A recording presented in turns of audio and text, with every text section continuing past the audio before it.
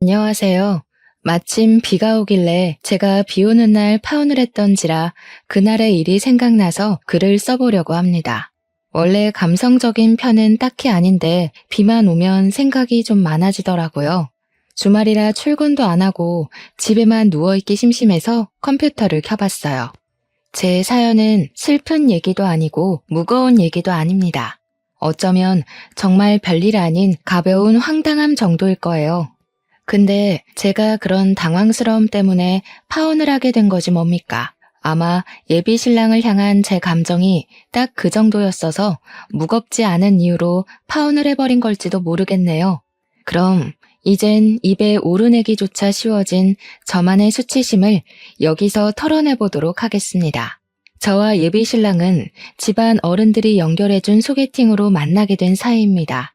예비 시아버지랑 저희 아빠가 사실 고등학교 동창인데 직장까지 같은 계열이다 보니 서로 동창회 나갔다가 대화도 많이 하고 마음이 통하게 되었다고 했어요. 원래 부모들이 어디 가서 자식 얘기 많이 하잖아요. 예비 시아버지랑 예비 신랑도 둘이서 자식 자랑을 막 하다가 각자 자기 자식들이 결혼 정년기인 걸 알게 되어 자리를 만들었다고 했어요. 저는 원래 소개팅 같은 거 부담스럽고 싫어해서 아빠 제안에 단번에 거절했거든요. 근데 아빠가 친구랑 약속했다고 마음에 안 들어도 일단 자리에만 나가달라 사정을 해서 결국 아무런 감정 없이 진짜 시간만 채우려고 나갔었습니다. 그런데 막상 갔더니 예비 신랑 입담이 너무 좋은 겁니다. 유머 코드가 잘 맞아서 그런가 당시 그 자리가 무척 즐거웠어요. 그건 예비 신랑도 마찬가지였는지 제게 먼저 애프터 신청해줬습니다. 그렇게 만난 저희는 연인으로 발전하기까지 겨우 일주일이 걸렸고 8개월 만에 결혼 약속까지 도달하게 되었습니다. 결혼을 성급하게 한 건 둘 다 나이가 있었기 때문이에요. 35살, 36살이면 굳이 어린이들처럼 길게 만나지 않아도 어른으로서 결혼 상대를 잘 판단했을 거라 믿기도 했거든요. 저희는 저희 선택이 틀리지 않았다는 걸 서로 증명이라도 하듯 아주 즐겁게 약혼 사이를 이어갔습니다. 사람은 다 저마다의 짝이 있다고 하지 않습니까? 예비 신랑과 만나면서 저는 그 운명적인 멘트를 믿었고 예비 신랑이 바로 평생의 짝이라고 느꼈을 정도로 잘 맞았어요. 결혼은 올해를 보내고 내년 말로 하자고 서로 얘기를 나눴습니다. 무슨 결혼식장 예약이 그렇게 많은 건지 여러 식장에 전화를 돌려봤지만 11월이 그나마 빠른 날짜더라고요. 그래도 좋은 게 좋은 거니 저희는 양가 집안 인사를 드리기도 전에 우선 식장부터 잡았어요. 어차피 저희 둘을 이어준 양가 집안에서는 이미 경사가 나 있었거든요. 아빠도 저더러 다 아빠 덕이니까 정장 한턱 쏘라면서 장난을 치기도 했습니다. 그런데 정말 제가 예비 신랑을 만날 수 있었던 행운은 아빠 덕이 맞기 때문에 진짜 정장 한 벌 해줄 생각이었어요. 엄마랑 같이 말이죠. 그만큼 저와 예비 신랑은 어딜 가든 축복받지 않는 곳이 없었고 이미 우리는 부부나 다름없는 삶을 살고 있었습니다. 그렇다 보니 서로에 대해 모르는 것도 점점 사라졌고 만나기 전에는 어떻게 지내왔는지 그 과거까지 깊게 아는 사이가 되었는데요. 예비 신랑에게서 들은 가장 충격적인 이야기는 죽다 살아난 경험을 했다는 것이었습니다. 살면서 죽다 살아나는 경험이 결코 흔한 일은 아니잖아요. 그래서 처음 예비 신랑한테 그 얘기를 들었을 때 상당히 놀랐어요. 제가 좋아하는 사람이 어쩌다가 그런 일이 있었는지 그만큼 힘든 과거가 숨겨져 있었던 건지 물어보고 싶은 얘기가 많았을 정도로 생소한 사연이었습니다. 예비 신랑은 흔쾌히 제 물음에 전부 답을 해줬어요. 예비 신랑이 저를 만날 때는 과거의 성격을 탈피했기 때문에 입담도 좋아졌고 사회성도 길러진 거라고 했는데요. 원래는 사회 초년생일 때 첫 직장에서 왕따를 당했다고 했습니다. 그만큼 소심한 성격이어서 사람한테 말을 거는 것조차 잘 못했다고 하더라고요. 심지어 선배 직원들의 괴롭힘이 심했던 회사였어서 일을 다니는 것이 마치 지옥을 걸어가는 것과 같았다네요. 얼마나 힘들었으면 당시에 극단적인 생각까지 했을까요? 사람들은 누구나 괴로운 삶이 반복되고 차라리 죽는 게 낫겠다라는 생각을 하면 결국 우울증이 오지 않습니까? 역시나 예비 신랑이 그때 그랬던 것 같다고 했어요. 진짜 울화에 못 이겨 일하다가 점심시간에 회사 옥상을 올라갔었대요. 그땐 정말 내일이 오는 게 두려워서 얼마든지 뛰어내릴 용기가 가득했다고 했습니다. 난간까지 가서 아래를 내려다봐도 무섭다는 감흥이 없었다네요. 그날 울면서 난간으로 다리를 올렸다는데 예비 신랑 말로는 과거의 자신은 그날로 죽은 거나 마찬가지였다고 했어요. 죽을 각오로 뛰어들려 했는데 지금까지 살아있는 건 웬 여자 동료가 예비 신랑을 확 끌어당겨서 구해준 덕분이라고 하더라고요. 그 뒤로 예비 신랑에게 첫 동료가 생겼다고 했습니다. 그 여자는 은인이자 유일한 사내 친구였다고 해요. 그렇게 예비 신랑은 그 은인에게 울면서 힘들었던 고민을 다 털어놓았고 놀랍게도 우울증을 극복해 나갔다고 합니다. 예비 신랑은 그날 자신이 인생을 쉽게 저버리려고 했던 걸 뒤늦게나마 바보 같은 짓이었다고 후회를 했어요. 그리곤 자신에게 두 번째 삶을 준 거나 마찬가지인 은인에게 목숨을 빚진 느낌으로 살고 있다고 했습니다. 처음 들었을 땐 예비 신랑을 구해준 그 은인이 대단하고 멋있다고 했어요. 물론 저라도 누군가가 극단적인 선택을 하려고 한다면 말렸겠죠. 누가 했든 사람 목숨을 구한 건 일단 멋진 일이라고 생각했습니다. 그리고 두 번째 들었을 땐 아무리 들어도 그 여자 참 존경스럽다 생각했어요. 이후 세 번째 들었을 땐 각박한 세상에 그런 귀한 사람은 어떻게 만날 수 있나? 그런 은인을 만나는 것도 참 행운이다라고 생각하며 예비 신랑을 부러워했죠. 그런데요, 이미 수십 번 들어서 알고 있는 얘기 계속 들으면 솔직히 점점 무감해지지 않나요? 아무리 감동적인 경험이었다고 해도 한 번 얘기했으면 그 다음부터는 제가 필요에 의해서 알아서 떠올리고 감격할 텐데 남편은 어느 순간부터 시도 때도 없이 그 은인 얘기를 하기 시작했습니다. 제가 묻기 전에는 함부로 말할 사연이 아닌 것처럼 은인 사연을 꽁꽁 마음에 담아두고만 있더니 제가 한 번 언급하니까 그때부턴 가족보다 더 자주 언급하더라고요. 심지어 본지 오래된 사이도 아니었고 자주 만나는 것 같았습니다. 저랑 결혼 약속까지 하며 길게 만나오면서 한 번도 예비 신랑한테 여자 만난다는 말은 딱히 들은 적이 없거든요. 솔직히 내 신랑 될 사람이 자꾸 딴 여자 얘기하면서 칭찬하고 자랑하는데 어느 예비 신부가 기분이 좋겠습니까? 한두 번도 아니니 말이죠. 근데 이런 질투는 하는 게 아니라고 생각을 해서 참았어요. 그 여자가 예비 신랑 생명을 구해준 은인이라잖아요. 사적인 감정이 있다는 것도 아니고 그저 은인이라서 친구처럼 소중하다는 건데 이걸 이해 못 해주면 제가 째째한 사람이 되는 것 같아서 차마 기색을 못 드러냈어요. 예비 신랑이랑 저는 정말 찰떡궁합 관계인데 알지도 못하는 여자 때문에 그 사이를 망치고 싶지 않았거든요. 그래서 내버려뒀더니 예비 신랑은 점점 제가 편한가 봐요. 저랑 있다가도 그 은인 전화가 오면 바로 자리를 떠서는 그 여자와 하하호호 큰 소리로 통화를 하고 돌아오더라고요. 제 말까지 끊고 간다니까요. 도통 이해해 주려고 해도 질투를 넘어 서운하기까지 하는데 이걸 이렇게 참는 게 맞을까? 그때부터 남모를 고민을 무척 했어요. 예비 신랑한테 적당히 하라고 눈치도 준 적 있었습니다. 은인인 건 알겠는데 뭐 그런 사소한 얘기까지 나눌 정도로 친해?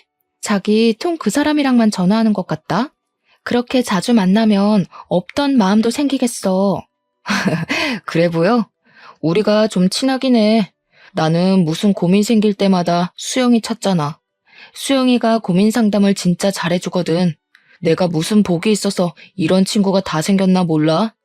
다른 친구는 다 잃어도 수영이랑은 평생 인연 이어갈 거야. 저렇게 좋은 친구라고 떵떵거리는데 제게 아무리 눈치를 줘봤자 자랑만 더하지 저만 피마르는 기분이라 그마저도 그만뒀습니다. 그렇게 저 혼자 관계를 망치지 않으려고 신경을 많이 쓰며 시간을 보냈어요. 근데 있잖아요. 그래도 우리 1주년을 잊어버리는 건 좀 아니지 않나요? 물론 기념일을 안 챙기는 사람들 있지 않냐고 할 수도 있겠죠. 하지만 발렌타인데이, 화이트데이, 100일 기념에 우리 부모님 생신까지 다 기록해서 챙기는 양반이 1주년을 모른다는 게 이해 가시나요? 기념일을 잊어버릴 사람이 아닌 걸 알기 때문에 변한 것 같은 예비 신랑한테 서운함을 느낀 거예요. 저는 1주년이라서 전날부터 들떠 있었고 미리 사놨던 예비 신랑 선물을 다시 점검하기까지 했습니다. 예비 신랑한테 연락이 안 오길래 혹시 또 무슨 이벤트로 나를 깜짝 놀라게 해주려고 그러나 싶어서 저도 연락을 안 하고 기다려줬어요. 그런데 막상 당일인 1주년에도 점심시간이 넘어가는데 깜깜무소식이더라고요. 진이 빠진 제가 결국 먼저 예비 신랑한테 전화를 했더니 아주 기막힌 사실을 알았지 뭡니까. 아, 오빠 여자친구분이시구나. 오빠 저랑 점심 먹고 있어요. 방금 화장실 갔는데 나오면 전화하라고 할게요. 저는 오빠랑 아무 사이 아니고요. 옛날에 제가 오빠를 한번 살려준 적 있는 은인이라고 할까나. 별 사이는 아니니까 혹시라도 오빠 다그치지 마세요. 그 순간 저는 아무 말도 못하고 전화를 바로 끊어버렸습니다. 은인 어쩌고 저쩌고 하는 거 보니까 분명 예비 신랑이 말했던 그 은인 같았어요. 우리 1주년에 예비 신랑이 은인이랑 같이 식사를 하고 있다는 것도 화가 나는 상황이잖아요. 그런데 제가 더 열이 났던 건 뭔 줄 아시나요? 제가 둘을 두고 어떤 사이라고 오해한 적도 없는데 자기가 뭐라고 제 신랑한테 마치 뭐라도 되는 것 마냥 우리 오빠 혼내지 마세요. 이러는 게 어이없다는 겁니다. 꼭 둘이 무슨 사이 같잖아요. 저 두고 딴 여자랑 바람 피는 것 같지 않습니까? 이번만큼은 제가 예비 신랑의 연인으로서 지적할 수 있는 부분이니 예비 신랑에게 한 소리 해야겠다 생각했습니다. 저녁에 예비 신랑과 연락이 닿은 저는 예비 신랑을 우리 집으로 불러서 여태까지 쌓아놓은 서운함을 모조리 표출했어요. 조금 티를 낸다는 게 저도 모르게 질투가 나서 감정이 격해졌던 걸로 합니다. 우리의 1주년을 잊는 건 100번 양보해서 그럴 수 있었다 쳐. 근데 왜 하필 그날에 그 여자를 만나고 있을 수 있어? 왜 그 여자가 자기 전화 함부로 받는 건데 서로 전화까지 받아줄 만큼 가까운 사이였던 거야?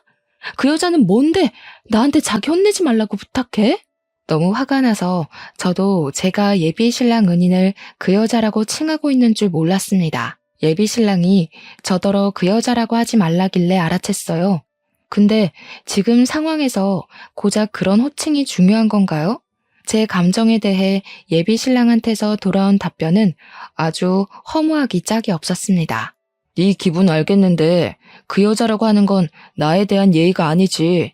나한테는 걔가 부모님 다음으로 소중한 사람이야. 나한테 소중한 사람은 너한테도 소중한 사람이어야 되고 그 동생 아니었으면 나 자기랑 결혼 못했어. 1주년 못 챙긴 건 미안해. 나는 이제 우리가 결혼 약속을 해서 연인 기념일은 안 챙겨도 될 줄 알았지. 그러면서 예비 신랑은 제가 자기랑 결혼할 수 있게 된 것도 그 은인 덕분이라며 은인에 대해 함부로 하지 말라고 쐐기를 박았습니다.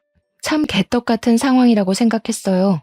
저희가 결혼을 약속하게 된 건 우리끼리의 인연인 거지 거기에 왜 은인 존재가 붙는 건지 정말 이해할 수가 없더라고요. 심지어 1주년인 줄 알고 있었다면서 제겐 이제부터 기념일 안 챙길 거란 의논 한마디도 없이 그 은인이랑 놀러 가지 않았습니까?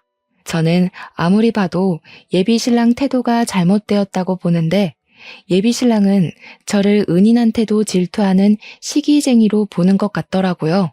그날 제가 처음으로 예비 신랑한테 서운해서 울음을 터뜨렸어요. 그 여자가 그렇게 소중하면 그 여자랑 결혼하지 왜 나랑 해? 모르는 사람들이 보면 자기랑 그 여자가 예비 부부인 줄 알겠다. 그렇게 그 여자가 좋으면 가. 나 이 결혼 안 해. 그래도 예비 신랑이 저를 많이 좋아하긴 했던 것 같습니다. 제가 결혼 모르겠다고 하니까 냅다 잘못했다고 빌더라고요. 저한테 알았다고 앞으로는 기념일엔 저만 만나주겠다고 달래는 거 아니겠어요? 이마저도 예비 신랑이 근본적인 원인은 전혀 모르고 있는 것 같아서 한숨이 나왔습니다. 본 적은 없지만 그래도 한때 잠깐 그 은인을 존경했었습니다. 그런데 1주년 이후로 완전 싫어졌어요. 예비 신랑이 너무 은인을 신뢰하는 것도 마음에 안 들었고 그 은인도 예비 신랑을 특별하게 생각하고 있는 것 같아서 어딘가 모르게 찜찜했죠. 그래서 한 번은 은인 낯짝을 좀 보고 싶었어요.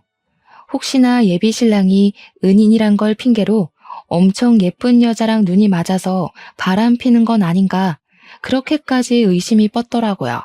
아마 제 상황이었다면 어느 예비 신부나 그런 의심을 했을 거라 생각합니다.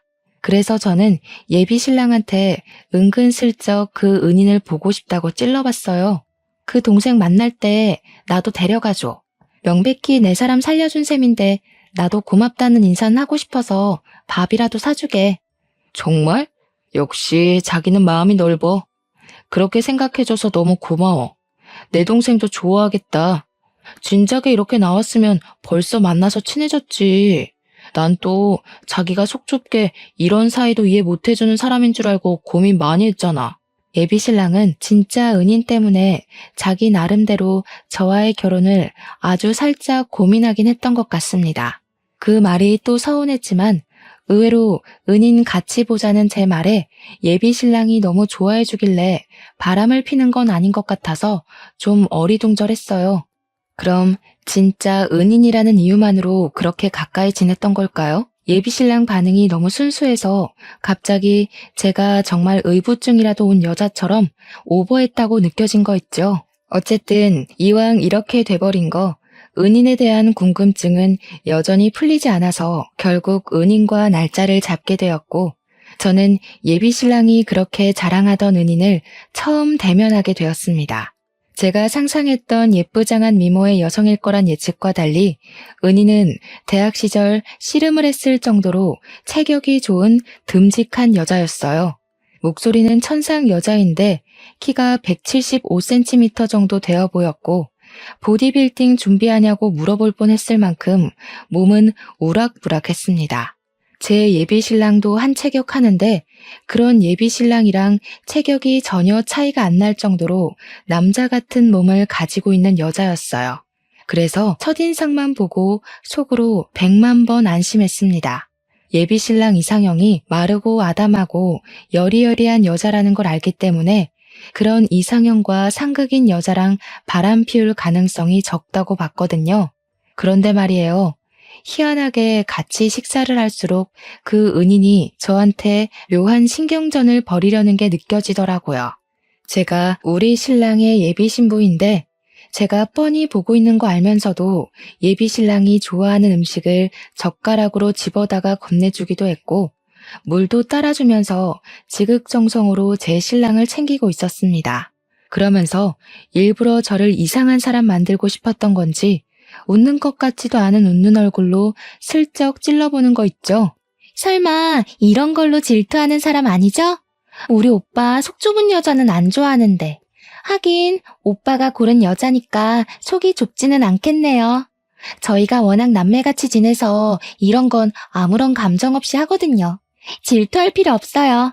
어차피 오빠랑 결혼 약속까지 했는데 뭐가 불안해요? 저는 그런 은인의 행동에 대해서 뭐라고 지적한 적이 없거든요. 그런데 굳이 안 해도 될 말을 하잖아요. 심지어 말투도 어딘가 모르게 불량스러웠습니다. 일부러 예비 신랑 귀에 제가 예민한 사람으로 찍히길 주문하는 것 같은 느낌이랄까. 여기서 제가 아무 말도 안 하고 웃으며 장단 맞춰주면 왠지 훗날에 아주 후회가 될 것 같더라고요. 또 저 은인이 저를 만만하게 볼 것 같기도 했고요. 그래서 저도 안 참고 한마디 덧붙여 말했습니다. 그럴 리가요. 딱 보니까 남매 사이 같은데요. 또 다르게 보면 형제 사이 같기도 하고요. 장난. 제 신랑이 눈이 높아서 웬만한 여자는 여자로 안 보거든요. 제 신랑 취향은 제가 제일 잘 알아서 라이벌로 보고 안 보고는 이미 첫인상에 결정나요. 그래서 제가 신랑 믿고 결혼하는 거잖아요. 그 말씀은 약간 실례 같은데요. 지금 제 인상이 별로라고 돌려가시는 건가요? 아무리 그래도 초면의 얼굴 지적은 좀 선 넘은 거 아닌가요? 그렇게 들렸나요? 그런 의도는 아니었는데, 제가 상대방이 저한테 선 넘은 것 같다고 느끼면 저도 조금 과감해지는 스타일이라서요. 제가 좀 다혈질이에요. 이해해 주세요. 제 발언권 이후로 식탁에서 대화를 주도하는 사람은 예비 신랑뿐이었습니다. 예비 신랑은 우리들의 기싸움을 못 느낀 듯 혼자 신이 나서 이것저것 얘기를 많이 했어요. 그래도 제가 그 자리가 별로 기분 안 상할 수 있었던 이유는 은인 외모를 떠나서 예비 신랑 태도 덕분이었습니다. 그래도 제가 지 와이프라고 저만 챙겨주더라고요. 그게 뭐라고 서운했던 게 다 풀리던지 그날 이후로 저는 예비 신랑이 은인이랑 통화를 하든 말든 만나든 말든 안심을 했습니다. 신경 쓰이던 걸 해결하고 나니까 왜 진작에 은인 얼굴 한번 보자고 안 했을까?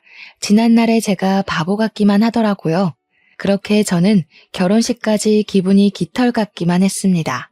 하지만 이건 그저 태풍의 눈과 같은 순간이었던 거예요. 문제의 근원은 예비 신랑에게서 발생이 되었습니다. 저희가 결혼을 한 달 남겼을 때 예비 신랑이랑 같이 평소처럼 예비 신랑 집에서 저녁을 먹었는데요. 그때 예비 신랑이 진짜 세상에서 가장 황당한 부탁을 하더군요. 자기야. 혹시 크게 별일 없으면 우리 결혼식 좀 미룰까? 내가 그때쯤 아주 중요한 사정이 생겨서 웬만하면 옮겼으면 좋겠는데. 때 밥을 먹다가 체하는 줄 알았습니다. 결혼 한 달 남기 전만 해도 아무런 문제 없이 결혼식 준비를 잘해왔던 우리였는데 갑자기 왜 결혼을 미루자고 하는 건지 무척 당황스러웠어요. 내 은인 동생 알지? 걔가 우리 결혼하는 전주에 결혼을 하게 됐다네. 우리 결혼하는 날에는 신혼여행을 가 있어서 참석이 어려울 것 같아서 괜찮을까? 괜찮겠어요? 예비 신랑은 지금 이걸 이유라고 떠벌리는 걸까요? 이미 청첩장까지 다 뿌려진 마당이었고 상견례도 마친 상태였습니다. 결혼식이 어디 장난입니까? 미루는 이유가 가족상도 아니고 가족 병환도 아니고 단지 그 은인이 불참이라서 미루자니요. 무슨 뚱딴지 같은 소리야. 우리 그 식장도 어렵게 잡았어. 이미 계약금이랑 전체 비용 다 지불했는데 뭘 미뤄? 못 오면 그냥 오지 말라고 해. 아니면 자기가 객검한 축의금을 받지 말던가. 나한테 얼마나 중요한 애인지 알잖아. 나랑 수영이 관계 이해해주는 거 아니었어? 내가 오죽했으면 너한테 이런 부탁을 하겠냐. 나도 어렵게 잡은 식장 예약 파기 안 하고 싶지. 근데 우리가 식 하나 못 올린다고 부부가 아니야? 요즘은 혼인신고 먼저 하고 나중에 여유 있으면 식 올리는 커플들도 있더라. 자기가 좀 이해해주라. 나한테 중요한 동생이잖아. 나는 안 중요한 사람이야? 신부 사정은 안중에도 없고 생판 남인 사람 사정에 우리 결혼식을 맞추는 게 말이 된다고 생각해? 왜 그 여자 하나 때문에 우리 식구들이랑 자기 집안 식구들까지 다 기다려야 돼? 난 도무지 이해가 안 돼. 날짜 바꾸면 나 결혼 안 해. 야, 너만 이해해주면 어른들은 내가 잘 설명할 수 있어. 아무리 그래도 식장에 신부 없는 게 말이 되냐? 그 여자 못 온다고 예식 날짜 바꾸는 건 말이 되고 잘 나가다가 갑자기 왜 말도 안 되는 고집을 부려? 식장은 뭐라고 취소할 건데 그 여자 불참이라서 미루게 됐다고 할 거야? 이 와중에 예비 신랑은 또 자기 은인한테 그 여자라 얘기하지 말라는 소리를 했습니다. 그러면서 자기한테 나도 물론 중요하긴 한데 은인의 존재는 좀 다른 개념으로 소중하다고 하더라고요. 저랑 은인이랑 근본이 다르기에 소중한 가치를 서로 비교할 수 없다면서 말도 안 되는 소리를 짓거렸어요. 그날 저는 식사 자리 내내 식장 미루자고 저를 설득하는 예비 신랑과 아주 크게 싸웠습니다. 물론 일방적으로 저만 큰 소리를 내긴 했어요. 예비 신랑이 고집하는 이유가 너무 화가 나잖아요. 그래서 저는 식장 날 바꾸는 순간 파혼이라고 얘기를 하고서 저녁도 다 못 먹고 나와버렸습니다. 그렇게 예비 신랑이 고집을 굽힐 때까지 연락을 안 할 생각이었어요. 그렇게 한동안 예비 신랑을 찾지도 않았는데 더 당황했던 건 뭔 줄 아십니까? 저는 솔직히 제가 이만큼 화를 냈으면 그만 어처구니 없는 고집을 꺾고 저한테 사과를 할 거라 생각했어요. 그런데 예비 신랑도 저랑 똑같이 연락도 안 하고 저를 찾지도 않는 겁니다. 그 은인 때문에 결혼식 미루고 싶다는 게 정말 진심이고 반드시 그러고 싶은 듯 했습니다. 그럴수록 저는 더 화가 날 수밖에 없었어요. 처음으로 예비 신랑과의 결혼을 고민할 정도였죠. 더 이상 별 상관없을 줄만 알았던 은인의 존재가 다시 제 발목을 잡을 줄은 상상도 못했습니다. 이미 인상도 어떤지 다 본 마당에 예비 신랑 타입이 아니라서 질투가 전혀 안 났는데 예비 신랑이 상상 외로 그 은인을 생각해주는 것 같아서 또다시 질투가 나는 거 있죠. 결혼 전에도 말 안 되는 이유 때문에 스트레스가 이렇게 확 오는데 이게 결혼하고 나서도 안 그럴 거란 보장이 없지 않습니까? 갈수록 저는 예비 신랑으로부터 마음이 멀어져 갔고 이 결혼에 대해 포기의 감정이 점차 피어올랐어요. 그렇게 드레스 예약했던 것도 취소를 하게 되었습니다. 파혼이 왔다 갔다 하는 마당에 드레스 피팅해서 뭐 하겠습니까? 결혼을 해서 더 행복하게 살 거란 기대는 결국 결혼식 코앞에서 무너져버린 셈이 되어버렸어요. 누가 저를 예비 신부라 보겠습니까? 직장만 가면 저더러 예비 신랑이랑 싸웠냐고 묻더라고요. 싸운 이유마저 너무 쪽팔려서 누구한테 털어놓지도 못하고 그냥 혼자 삭힐 수밖에 없었어요. 그렇게 며칠간 우울로 시간을 보내고 있을 때였습니다. 제 번호를 어떻게 알았는지 그 은인한테 전화가 온 거 아니겠습니까? 예비 신랑에 대해 얘기할 게 있다면서 만나자는 연락이었어요. 제가 왜 예비 신랑 은인이랑 단둘이 만나야 하는지 이해 안 되었어요. 이 상황에서는 굳이 더 불필요하지 않나 생각이 들었죠. 하지만 그땐 그냥 한 번 더 만나보고 싶었습니다. 제가 못 봤던 예비 신랑과 그 여자의 내막을 더 파악할 수 있을까 싶기도 했고 둘만 있을 땐 그 여자가 어떤 태도로 나올지도 궁금했거든요. 그래서 만나러 갔더니 예비 신랑뿐만이 아니라 인연까지 쌍으로 엿먹일 작정인가 보더라고요. 그쪽이랑 오빠랑 한동안 안 만났다는 거 알아요. 그동안 제가 오빠 옆에 있으면서 매일 위로해줬거든요. 오빠가 참 좋은 사람인데 많이 울었어요. 그쪽이 혼자서 마음 편하게 쉬는 동안 오빠가 얼마나 힘들어했는지 알아요? 그래서요? 그쪽도 곧 결혼한다면서 남의 신랑이랑 매일 같이 있었던 게 뭐 자랑이라고 사람까지 불러서 얘기를 해요. 저한테 뭐라도 자랑하려고 나온 거면 그 뒤로 제가 어떻게 나올지도 감당하셔야 될 거예요. 은희는 제 말에 전혀 타격을 입지 않은 얼굴이었습니다. 그저 비장하게 제 앞으로 초음파 사진 하나를 건넸어요. 저는 그걸 손대지 않고 눈으로만 보면서 머릿속으로 이미 상황 파악을 끝내버렸죠. 이 여자가 저한테 자기랑 결혼할 배우자랑 만든 아이라고 그 임신을 자랑하려고 부른 건 아닐 거잖아요. 딱 보니까 이 여자가 저를 부른 이유가 뭔지 여자 말을 듣기도 전에 이미 알겠더군요. 오빠 아이예요. 두 분 파혼해주세요. 오빠가 결혼식 날짜 미루자고 했죠? 그건 이거랑 관련 없어요. 오빠한테 알리기 전에 그쪽 먼저 보자고 한 거거든요. 그쪽이 먼저 오빠한테 파혼 통보해주면 좋겠어서 보자고 했어요. 오빠는 마음이 약해서 이별 고할 용기가 없는 사람이라서요. 잠깐이나마 저는 할 말을 잃고 그 여자를 가만히 쳐다보기만 했습니다. 역시나 여자의 직감은 무시하면 안 되는 게 분명한가 봐요. 저는 여태 설마 예비 신랑이 저런 여자랑 바람을 피겠어? 라고 생각했습니다. 예비 신랑은 항상 그 여자를 딱 은인으로만 대했고 저를 그 여자 앞에서 자랑까지 했었거든요. 자기 신부 예쁘지 않냐고 말이죠. 제 눈으로 분명히 저 여자 상판떼기를 직접 받고 같이 시간을 보내면서 의심이란 의심은 다 풀렸었습니다. 근데 이게 뭔 개 같은 상황이랍니까? 제 예비 신랑이라고요? 서로 결혼도 하기 전에 각자의 배우자 몰래 잠을 잤다는 거잖아요, 지금. 이건 엄연히 바람이고 약혼관계에 바람을 피면 그것도 소송 처리가 되는 법안입니다.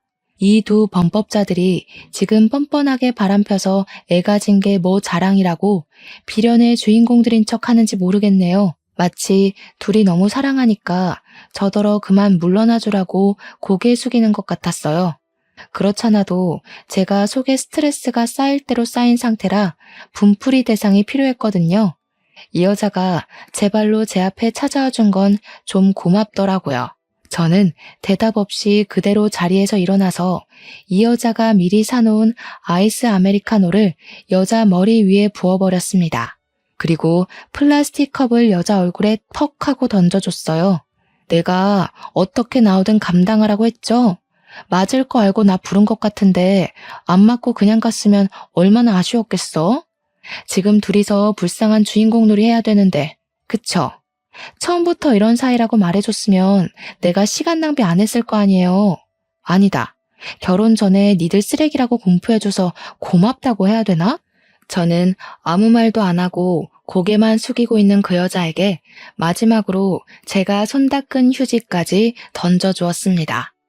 그 새끼한테는 그냥 잠수 파혼이라고 하세요. 겨우 그 정도밖에 안 되는 놈한테 굳이 입 아프게 이별 예의까지 차리고 싶진 않네요. 그리고 그쪽도 남의 남자 뺏고 잘 살 생각은 하지 마요. 제발 뱃속의 애기도 엄마 아빠가 불륜으로 만난 사이라는 걸 알길 바랄게요. 그렇게 카페를 나온 뒤 저는 바로 다음 날 예비 신랑과 상의 없이 결혼식장과 청첩장 보냈던 하객들에게 결혼 취소를 알렸어요. 예식장은 어차피 남편 신혼으로 예약이 된 거니까 온전히 남편이 위약금 물게 놔두면 될 일이었습니다. 듣자 하니 예식장도 한 달 전에 취소를 하면 위약금을 100% 물어줘야 된다는데 제가 식장 취소한다고 연락한 날이 불과 결혼식을 2주 남긴 시점이었거든요. 남편은 위약금의 100%인 1,200만 원을 업체에 지불해야 되는 처지가 되었어요.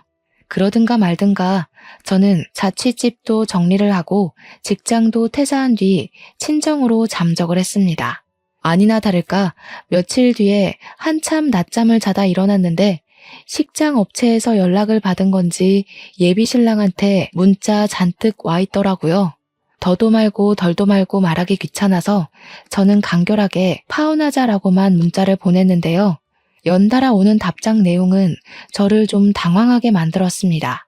예비 신랑이 그 여자한테 사기를 당했다고 하더라고요. 무슨 뚱딴지 같은 소리지 싶어서 계속 오는 문자를 읽었더니 그 여자가 결혼한다고 했던 소식은 개뻥이었고 그저 저랑 예비 신랑 사이에 균열을 일으키기 위해서 모든 일을 꾸몄던 거랍니다. 말이 안 되잖아요. 불과 얼마 전만 해도 그 여자가 저를 찾아와서 초음파 사진을 보여줬습니다. 남의 남자 뺏는 주제에 대단한 사랑이라도 하는 척 예비 신랑을 향한 마음을 엄청 고백했다고요. 그런데 느닷없이 사기라니요? 너무 갑작스런 전개라서 솔직히 예비 신랑이 저를 다시 끌어들이려고 거짓말을 하는 줄 알았어요. 그래서 문자로만 연락하기 답답해 제가 먼저 전화를 걸었습니다. 야, 구라도 작작 쳐. 여태까지 니들 둘이서 나한테 보여준 꼴이 얼만데. 둘이서 애까지 가졌다면서 뭐가 아쉬워서 아직도 날 잡으려고 해? 끼리끼리 잘 어울리는 것 같길래 군말 안 하고 물러나 줬잖아. 그럼 잡소리 말고 살림이나 차려. 진짜 더럽게 소송까지 가볼까? 1,200만 원 빚지는 걸로 부족해? 아니 자기야, 제발 내 말 좀 믿어줘. 그 초음파 사진도 개뻥이라고. 내가 미쳤다고 그런 여자랑 자겠어? 근육돼지한테 깔려 죽을 일 있나. 나 진짜 사기당했다니까. 걔가 나한테 보증 사기 쳤다고. 지금 이거 심각한 문제야. 예비 신랑 하는 말은 결국 저랑 냉전 상태일 때 은인을 더 자주 만난 건 사실이래요. 저랑 다툰 걸 아니까 은인이 술 마시면서 많이 위로해줬다고 했어요. 그렇게 저랑 안 만나는 사이 은인이랑 예비 신랑은 유독 같이 술 마시는 날이 많았고 그 술자리를 전부 은인이 먼저 제안해 시작이 되었다더라고요. 그리고는 어느 날 은인이 예비 신랑에게 결혼식 올릴 돈이 좀 부족하다고 빌려달라고 했대요. 나중에 결혼하고 나서 무조건 갚겠다고 차용증까지 썼대요. 그런데 술을 깨고 보니까 예비 신랑이 은인에게 보증을 서준 거더라고요. 남에게 보증을 서주는 일이 얼마나 무섭습니까? 보증 때문에 인생이 뒤바뀌고 목숨이 오가기도 하잖아요. 처음에는 예비 신랑이 저를 속이려고 쇼하는 건 줄 알았는데 듣다 보니까 내용도 상세했고 무엇보다 예비 신랑 말투가 이미 촉촉하게 젖어 있었어요. 우는 것 같았습니다. 예비 신랑이 술 깨고 다음날 모든 사실을 알고서 은인에게 연락을 급히 넣었지만 은인은 이미 잠적을 해버렸고 온데간데 찾을 수 없게 사라져버린 상황이라고 했습니다. 그래서 예비 신랑 집에 갑작스럽게 압류 딱지까지 붙게 되었다고 하더군요. 근데 그 와중에 제가 멋대로 예식장까지 취소를 해버렸잖아요. 업체에서 위약금 청구 연락까지 오는 중이라는데 예비 신랑이 하루아침에 돈에 쫓기는 실정이 되어버렸더라고요. 저한테 욕을 하다가도 제발 살려달라고 사정을 하는 예비 신랑 처지는 솔직히 좀 안타깝기는 했습니다. 그러게 제가 작작 만나라고 할 때 그 여자한테서 거리를 뒀으면 이럴 일은 없었을 거 아닙니까? 근데 말이에요. 예비 신랑 문자를 보는데 문득 그런 생각이 들더라고요. 그 여자는 왜 저한테 초음파 사진까지 보여주면서 거짓말을 했을까요? 왜 그렇게까지 정성 들여서 예비 신랑이랑 저를 갈라놓았을까요? 그 여자가 예비 신랑이 개인적으로 탐나서 나한테서 뺏기 위해 거짓말을 한 거라면 제가 없는 틈을 타 예비 신랑 곁을 차지했어야 하는 거잖아요. 그런데 오히려 예비 신랑에게 보증 사기를 치고 도망을 쳤다. 그렇다는 말은 예비 신랑에게 원래부터 사기를 치려고 벼르고 있었단 말이 되는 거 아닌가요? 분명 예비 신랑 말로는 둘이 몇 년이나 같이 친분을 유지해온 사이라 했고 가족 다음으로 서로 소중하게 생각하는 관계라고 했습니다. 그런데 지금 벌어진 상황으로 봐선 둘의 관계가 전혀 소중해 보이지 않았어요. 일단 예비 신랑 징징거림이 듣기 싫어서 인사말도 없이 전화를 끊어버린 저는 그날 이후로 은인의 숨겨진 의도만 한참 생각을 했습니다. 제 상식으론 아무리 계산을 해도 은인 행동이 이해되지 않았거든요. 너무 궁금했던 저는 결국 은인에게 연락을 해보기로 했죠. 지난번에 저한테 걸려왔던 은인 연락처를 찾아서 통화를 시도했습니다. 연락이 안 닿는다는 예비 신랑 말과 달리 은인은 제 전화를 바로 끊고서 문자를 보내줬어요. 그 장문의 문자를 읽는데 얼마나 충격이었는지. 저는 그 순간 제가 소설을 읽고 있는 줄 알았습니다. 은인의 말은 이랬어요. 극단적인 선택을 하려는 예비 신랑을 과거에 구해준 건 사실이래요. 그리고 은인 덕분에 예비 신랑은 사회력이 늘고 동료들도 많이 생겼다고 했습니다. 하지만 문제는 예비 신랑의 탈바꿈된 이미지가 너무 쓰레기였다는 거예요. 예비 신랑은 어느 순간부터 자신을 꾸몄고 허세가 하늘을 찔렀답니다. 그리곤 은인을 멀리하기 시작하면서 다른 무리에 쏙 들어가 버렸다고 했습니다. 예비 신랑이 나서서 은인을 외적으로 많이 까내리기도 했대요. 그 짓을 반복하면서 예비 신랑은 매번 장난이라고 했는데 은인은 그때마다 상처를 받아서 마음에 담아뒀던 것 같았습니다. 그렇다고 예비 신랑이 은인을 왕따시킨 건 또 아니었대요. 근데 제가 보기엔 챙겨주는 척 옆에 두면서 은근히 까는 것도 만만치 않게 왕따주도 아닌가 싶더라고요. 그리고 은인이 예비 신랑에게 보증 사기를 칠 수밖에 없던 결정적인 이유는 은인에게 결혼하고 싶을 만큼 좋은 남자친구가 생겼는데 예비 신랑이 남자는 남자가 봐야 안다면서 소개를 해달라 했대요. 그래서 은인은 자신의 남자친구랑 예비 신랑이랑 셋이서 몇 번 만났다는데요. 만날 때마다 예비 신랑이 은인을 외적으로 까내려서 결국 은인 남자친구 되는 사람이 은인에게 이별을 통보했다고 합니다. 결혼까지 할 정도는 아니라면서 도망치듯 작별을 고한 것 같더라고요. 그래놓고 예비 신랑이 은인한테 위로한다고 했던 말이 언젠가는 그렇게 네 외모 때문에 떠날 놈이었다. 그게 다였다고 했습니다. 그래서 그동안 쌓인 불만까지 결국 폭발하고만 은인은 마음에 복수심을 키웠고 예비 신랑이 결혼할 여자를 데리고 나타날 때까지 예비 신랑과 둘도 없는 절친이 되려고 노력했답니다. 예비 신랑 비위 맞추느라 너무 힘들었다고도 적혀 있더라고요. 그렇게 예비 신랑이 자기를 굉장히 신뢰할 만큼 만든 뒤 꼭 밑바닥을 치게 할 거라고 장기 계획을 세워온 거라 했어요. 그러면서 문자 마지막 줄에 은인이 저한테 사과 멘트를 남겼었습니다. 제 앞길까지 망치고 싶진 않았는데 자기 개인적인 복수 때문에 기대했을 결혼을 방해해서 미안하다고 말이죠. 저는 오히려 제가 은인에게 사과를 해야 된다고 생각했습니다. 은인 덕분에 제 예비 신랑이 개쓰레기란 걸 알았고 또 제가 은인의 사정을 몰라서 은인에게 막대했던 게 미안하더라고요. 심지어 예비 신랑한테 이미 외적으로 많이 상처받았던 은인에게 저 또한 예비 신랑과 마찬가지로 첫 만남에서 은인의 외모를 돌려서 공격했잖아요. 미치게 후회가 되었고 제 자신이 너무 속 좁았다는 걸 알아서 창피했습니다. 그래서 저는 은인에게 진심으로 사과의 문자를 보냈어요. 하지만 그 뒤로 은인은 더 이상 답장이 없었고 연락처도 그제 사라진 번호가 돼버렸습니다. 제 결혼이 이렇게 마무리돼 버릴 줄은 몰랐는데 제가 참 세상을 좁게 보고 있었던 것 같아요. 세상에는 다양한 아픔을 가진 사람이 있는 건데 제 기준에서만 은인을 판단하고 미워하다가 결국 막판에 못났던 제 자신을 탓하게 됐네요. 그래도 그 여자 덕분에 제가 결혼하기 전 천운을 얻은 셈이니 얼마나 다행인지 모릅니다. 저는 예비 신랑에게 장문의 문자를 마지막으로 보내고 1년 남짓한 관계를 깔끔히 정리했어요. 그냥 그렇게 좋아하는 은인을 위해 보증 서준 건데 뭐가 그리 억울하냐? 네가 인생 쓰레기처럼 살아서 대가받는 거니 식장 취소된 거 분하면 비혼식이라도 열어라. 앞으로 망한 네 인생 보듬어줄 여자는 네 엄마밖에 없을 거다. 뭐 이 정도의 강도로만 작별 인사를 고해줬습니다. 제가 예비 신랑의 실체를 아무것도 모르고 결혼을 해버렸다면 제 자신이 아까워서 예비 신랑 머리채라도 잡았을 거예요. 그나마 파혼으로 정리할 수 있었기 때문에 문자로만 해결해도 되지 않나 싶더라고요. 저랑 예비 신랑은 문자만큼이나 가벼운 관계였잖아요. 끝으로 예비 신랑의 연락처를 차단해버렸어요. 그날 딱 장대비가 많이 내렸던 걸로 기억합니다. 이 글을 쓰기 시작했던 시간대처럼 말이죠. 근데 그러고 보니 그 여자는 예비 신랑이 아닌 제게 은인인 듯해요.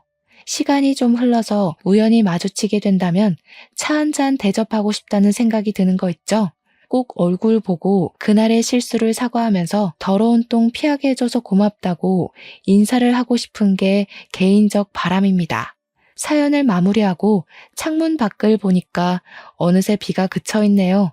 한동안은 파혼 때문에 비 오는 날이 극도로 싫었는데 요즘은 옛날 생각도 나고 젊었을 때 받았던 고충들이 떠오르면서 그땐 참 별것 아닌 걸로 힘들어했다 하며 추억에 잠기곤 해요.